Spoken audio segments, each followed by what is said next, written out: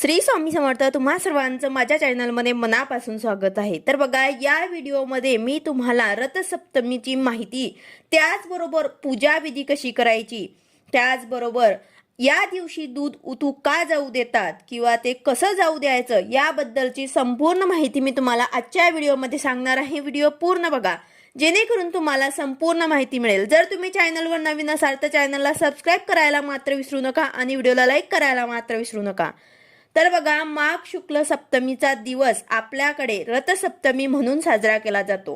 हा दिवस सूर्यदेवांचा जन्मदिवस असल्यामुळे रथसप्तमी बरोबरच या दिवसाला सूर्यसप्तमी, अचला सप्तमी, त्याचबरोबर आरोग्य सप्तमी सुद्धा म्हटलं जातं. यंदा 25 जानेवारी म्हणजे रविवारी आपल्याला रथसप्तमी साजरी करायची आहे. तुम्ही जर सूर्यनारायणाचे 7 दिवसाचे उपवास केले असतील तर ते उपवास सुद्धा याच दिवशी सोडायचे आहेत.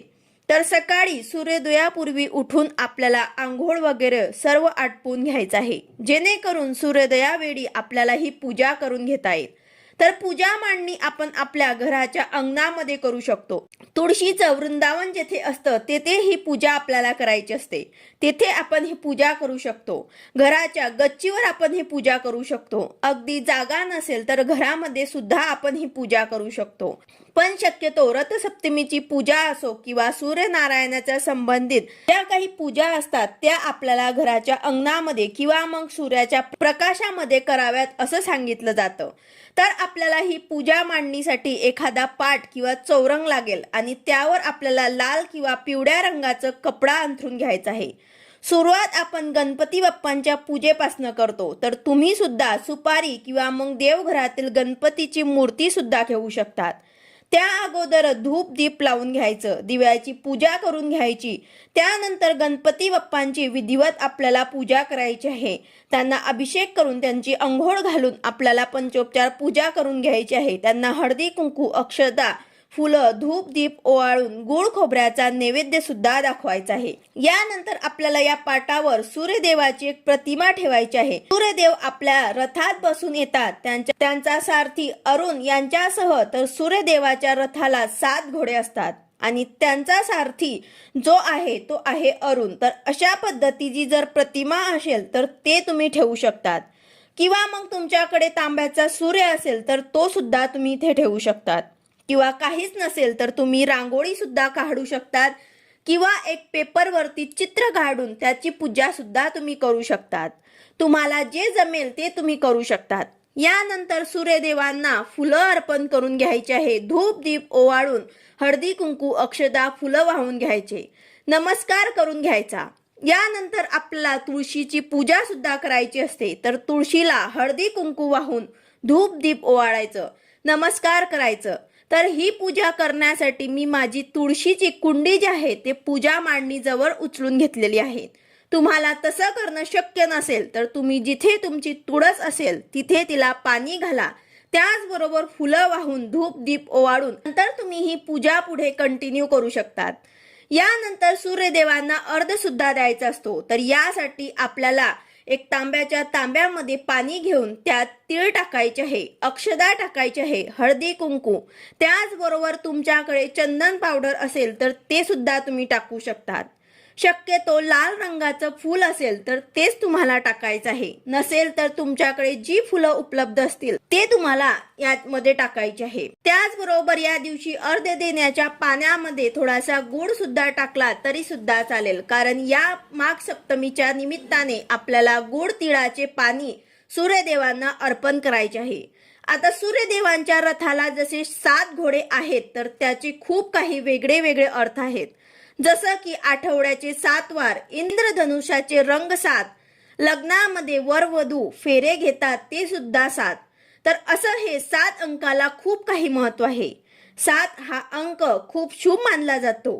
त्याचबरोबर सूर्यरथाचे जे काही घोडे आहेत ते सुद्धा 7 आहेत. त्याचबरोबर सूर्यरथाचे जे काही 7 घोडे आहेत ते प्रगतीचं प्रतीक मानलं जातं. या घोड्यांची नावं सुद्धा आहेत. तर बघा, या घोड्यांची नावं अशा प्रकारे आहेत: गायत्री, भ्रांती, उस्निक, जगती, त्रिस्तप, अनुस्तप आणि पंक्ती. हे या 7 घोड्यांचे नावं आहेत. तसेच पाटावरती तुम्हाला सप्तधान्य सुद्धा ठेवायचे आहे। 7 अंकाला खूप काही महत्त्व आहे, म्हणून आपल्याला 7 प्रकारचे सप्तधान्य ठेवायचे आहे। कारण या दिवशी दानाला खूप महत्त्व आहे, तर तुम्हाला हे धान्य जे आहे ते तुम्हाला दान करायचे आहे। तर हे सर्व धान्य तुम्हाला इथे पूजेमध्ये ठेवायचे आहे। त्यानंतर तुम्हाला हे धान्य जे आहे ते दान करायचे आहे। आता ही पूजा तुम्हाला रथसप्तमीला सकाळीच मांडायची आहे आणि संध्याकाळी हे सर्व धान्य तुम्हाला दान करायचे आहे। गरीब गरजू लोकांना हे धान्य तुम्हाला दान करायचे आहे। ज्यांना खरंच गरज आहे त्यांनाच हे दान करा। त्याचबरोबर या दिवशी तिळीचं दान खूप महत्त्वाचं मानलं जातं, म्हणून रथसप्तमीला सगळ्यांनी काहीही शक्य नसेल तर एक फक्त तीळ जे आहे ते तुम्हाला गरीब गरजू लोकांना आवर्जून दान करायचे आहे। यासाठी पूजेत तुम्ही तीळ सुद्धा आवर्जून ठेवा। या पूजेचे नंतर तुम्हाला नैवेद्यामध्ये तुम्ही दुधाचा नैवेद्य दाखवू शकतात किंवा मग खिरीचा नैवेद्य सुद्धा दाखवू शकतात। नंतर ते नैवेद्य तुम्ही स्वतः ग्रहण करू शकतात। त्यानंतर आता या दिवशी दूध का उतू जाऊ देतात, तर बघा या दिवशी थोडंसं दूध आपल्याला उतू जाऊ द्यायचं असतं। तर हे बरेच लोक गॅसवरती सुद्धा करतात, पण आपल्याला हे एक तवा घ्यायचा आहे, त्यावर समिधा टाकायची आहे। होम हवनसाठी घेतो त्या समिधा आपल्याला घ्यायच्या आहेत आणि एक लोखंडी तवा आपल्याला घ्यायचा आहे, त्यावर समिधा किंवा गाईच्या शेणाच्या गोवऱ्या असतात ते आपल्याला घ्यायचे आहे।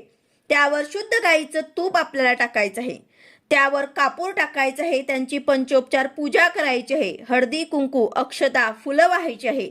त्यानंतर हे पेटवून घ्यायचं आणि त्यावर ते एक बोडकं, ज्याला आपण सुगड किंवा बोडकं म्हणतात, ते आपल्याला घ्यायचं आहे। मातीचं तुम्हाला एक बोडकं घ्यायचं आहे, त्यामध्ये तुम्हाला थोडेसे तांदूळ घ्यायचे आहे। ते अगोदर तुम्हाला थोडेसे भिजून घ्यायचे आहे। 1-2 चम्मच तुम्हाला तांदूळ जे आहे ते भिजून घ्यायचे आहे। जसे आपण तांदळाची खीर करतो त्याच प्रकारे तुम्हाला 1-2 चम्मच तांदूळ सुद्धा यामध्ये टाकायचे आहे। त्याचबरोबर दूध तुम्हाला थोडंसं टाकायचं आहे आणि त्यात थोडी साखर टाकायची आहे। हे दूध तुम्हाला लक्षात घ्यायचं की उत्तरेकडनंच तुम्हाला उतू जाऊ द्यायचं आहे। ते तुम्ही पूजा मांडणी करणार तिथे बसून तुम्हाला उत्तर दिशाकडनं तुमची म्हणजे जिकडे येईल त्या दिशेला तुम्हाला हे दूध जे आहे ते उतू जाऊ द्यायचं आहे। तर असं म्हणतात की जेव्हा हे दूध उत्तरेकडनं उतू जाते तेव्हा आपली उत्तरोत्तर प्रगती होत असते, म्हणून हे दूध उतू जात असताना तुम्हाला हे उत्तरेकडनेच उतू जाऊ द्यायचं आहे। आता हे बोडकंभर दूध उतू जाऊ द्यायचं का, तर नाही, 2-3 चमचे जरी उतू गेलं तरी चालेल। यानंतर बाकीच्या दुधात तुम्ही व्यवस्थित खीर बनवून त्याचा नैवेद्य सुद्धा दाखवू शकतात। यानंतर तुम्ही स्वतः प्रसाद ग्रहण करू शकतात। यानंतर हे पूजा मांडणी तुम्ही संध्याकाळी सप्तधान्य दान करून उचलू शकतात। तसेच या दिवशी आता सेवा काय करायची, तर बघा तुम्ही पूजा मांडणी करा किंवा नका करू, पण सूर्याला अर्घ्य नक्की द्या। त्याचबरोबर एक माळ गायत्री मंत्राची जप आवर्जून करा। यानंतर 3 वेळा आदित्य हृदय स्तोत्र पठण करायचे आहे।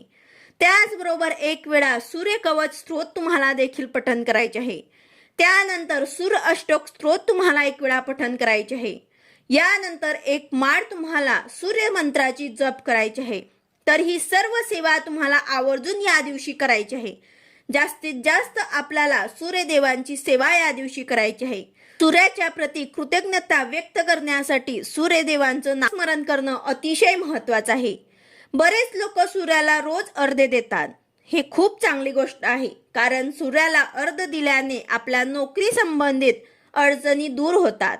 सूर्य हे पॉझिटिव्हिटीचं प्रतीक मानलं जातं। सूर्याच्या प्रती कृतज्ञता व्यक्त करण्याचा दिवस हा मानला जातो। तर या दिवशी आवर्जून सूर्याची पूजा नक्कीच करा, त्याचबरोबर ही सेवा सुद्धा करा। अशा प्रकारे तुम्हाला अतिशय सोप्या आणि साध्या पद्धतीने पूजा मांडणी करायची आहे। त्याचबरोबर दान सुद्धा करायचं आहे। या दिवशी दानाला खूप काही महत्त्व आहे। हा दिवस जो असतो तो हळदी कुंकुवासाठी अखेरचा दिवस मानला जातो। या दिवसापर्यंत महिला जे आहेत ते हळदी कुंकू करत असतात। तर अशा प्रकारे तुम्हाला रथसप्तमीची पूजा करायची आहे। त्याचबरोबर दूध का उतू जाऊ द्यायचं आहे, दूध कशा प्रकारे उतू जाऊ द्यायचं आहे, त्याचबरोबर आपल्याला सेवा काय करायची आहे याबद्दलची बरीच माहिती मी तुम्हाला आजच्या व्हिडिओमध्ये सांगितलेली आहे। व्हिडिओ आवडला असेल तर लाईक करा, शेअर करा, सबस्क्राईब करा। भेटूया अशाच नवीन व्हिडिओ सोबत। श्री स्वामी समर्थ।